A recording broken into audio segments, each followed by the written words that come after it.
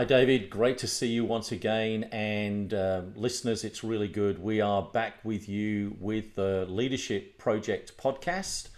And the Leadership Project podcast is presented by David Allen from ALD Coaching and myself, John Hardy from Peak Consultancy. This is a short, solution based podcast for busy people managers who are hungry to learn and grow. And today's podcast, we're going to be discussing change management. Hey, David, tell us a little bit about that before we get into some questions. Why change management? I guess if anyone's ever tried any sort of change management from an organisational perspective, they're going to soon realise it's not simple. And if you don't do it right, you can get a whole lot of conflict on your hands.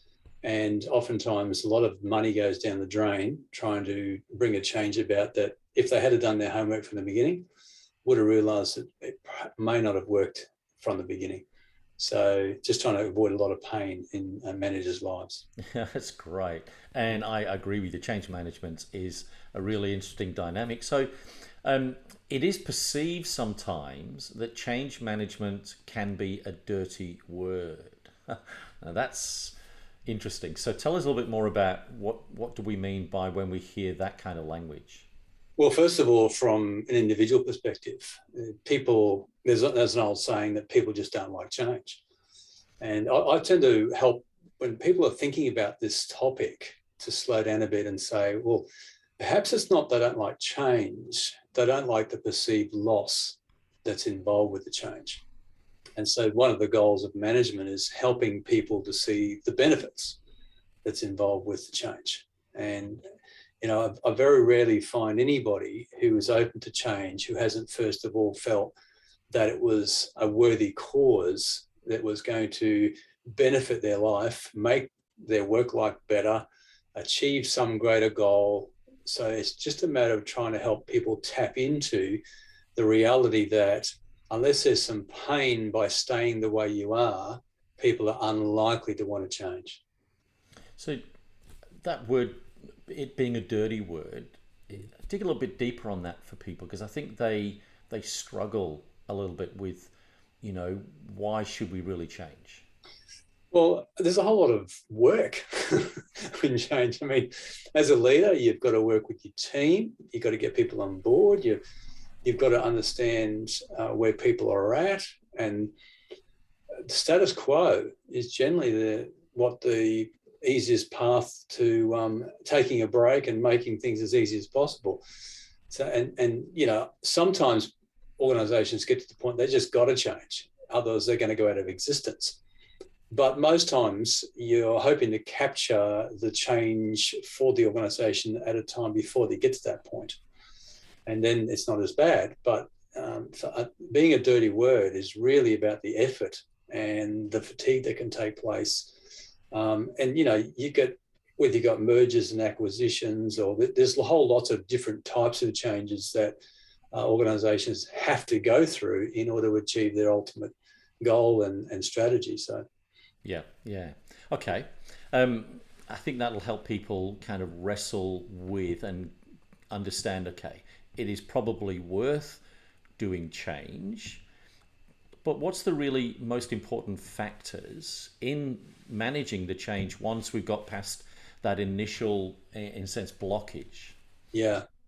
Well, one of the things that I like to help managers to think about is the difference between change and transition. Okay. Change is what happens on the outside of people. Change is what happens when you actually may make a difference in a policy or a procedure, or you change something about the budget, or there's certain changes you make about your vision and direction. But transition is what happens with people internally trying to catch up with the change that's already been made. And so one of the ways that we try to work with as a manager with our people is trying to help them internally process. And that, when you consider that you have your early adopters, you have your late adopters, or your never adopters, you've got all in between, all that spectrum. A manager, and what's interesting also about that spectrum is for one particular project, one person might be on board. Yes. For the next project, that's different. That same person might be the very person who doesn't want to change in that area. So it's trying to find out what are they going to lose. What are they going to lose? Some turf? Are they going to lose some sense of achievement? Are they going to lose friendships because they've been moved geographically? Are they going to lose a career opportunity? There's so many different avenues or things to think about. So when you're just making a change from a managerial perspective and developing a large strategy, sometimes the people get lost in the trees. And so it's making sure we stop enough to acknowledge and recognize. And sometimes I even get people to write out what will people lose. Write the names of all your staff out and think about what this person will lose in this change and go through that process. It can really help you manage the whole thing better so that the transition that they're going through internally with the external change that's taking place for the strategic direction is in line, and you're managing that, not just the externals. And that way you're more likely to have less conflict, people on board, alignment with values, and you've got momentum with a synergistic group of people moving forward together.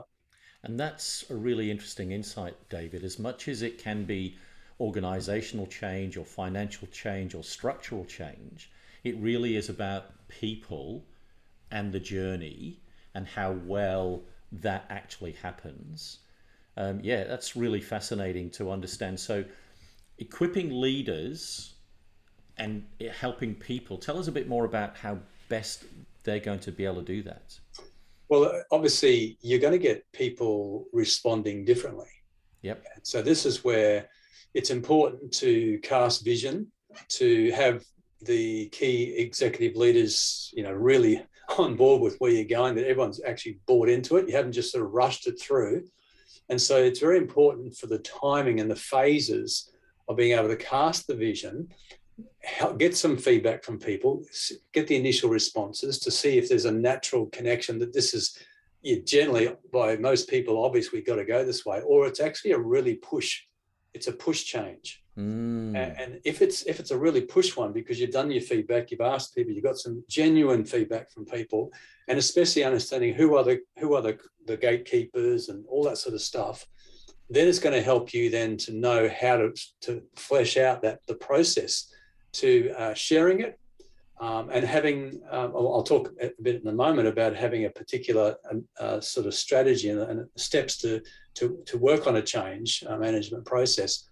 But this is all the important key factors of preparing people internally with that transitional understanding, so that you've got them on board ready to go when you're ready to press the button and begin the process.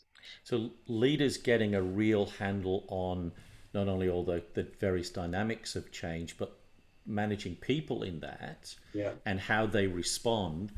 How critical would you rate that before the change actually happens? Yes, it's critical. In fact, it is the key factor for whether the change initiative will actually succeed or not. And this is why I like talking about this to people, because we think we can just change something and it's a great vision and I'm passionate about this and it's going to work, and yet we don't really understand and consider the human side of it, and the human side of it will either create effective fulfillment of that vision, or it will get in the way. So do you have a story around that? If you've led in any way, yes, there's plenty of stories. Let me think about that. I have been involved in change management. I remember I was in an organisation once. I was on a board, and it was in a bit of a struggle. And actually, I ended up becoming the acting CEO to try and help them, because the CEO left. And so I actually stood up and helped them work through putting a new governance structure in, helping bring on new staff, develop new systems. And as a result, it took quite a few years in the end. The organisation just flew. It was going down. It was a clear downward projection. And it took about the 5-year mark before it started going up and really excelling and exceeding expectations. So, yes, I have been involved in that. And it was a successful one. That's I have been involved in unsuccessful ones because I didn't listen to the key leaders. I didn't listen to the gatekeepers. Right. So have you figured out your a recommended process for doing that as a leader? Yeah, one of the things that I like looking at is John Cotter's work. Yes. He talks about leading change. There's a book you can get on that. But he talks about 8 areas. I've got a list here. Let me just get them for you. So, yeah, great. He talks about establishing a sense of urgency, and that's it. You've got to find people got to be dissatisfied with the status quo. You can't move them without that. So, establishing a sense of urgency. As a leader, casting a vision, helping people see what the negatives are of our current situation. Then creating the guiding coalition. So you're getting enough people who are influencers in different areas of the organization on board, and let them trickle feed the vision in their area of influence as well. Developing the vision and the strategy, making sure it's very clear and it keeps being articulated many, many times in different ways and fashions so people can get on with it. Communicating the change, empowering broad-based action. So, because you can't just have action in one little area; it's got to be right across. And trying to do that, it's another area of expertise that's needed. Generating short-term wins and make sure you celebrate those wins, so people can see we're actually going somewhere. This is worth investing. Consolidating change and producing more change. So once you've got it, it's like I call it like putting the handbrake on, or ratcheting it up so it won't slip backwards, and then moving forward again. Yeah.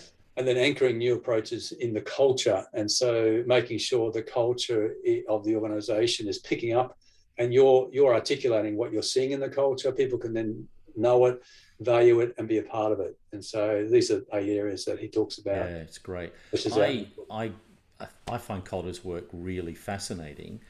And I often recommend his book, The Iceberg is Melting. Okay. It's the parable about a young penguin discovering that the iceberg in the middle in summer is full of water.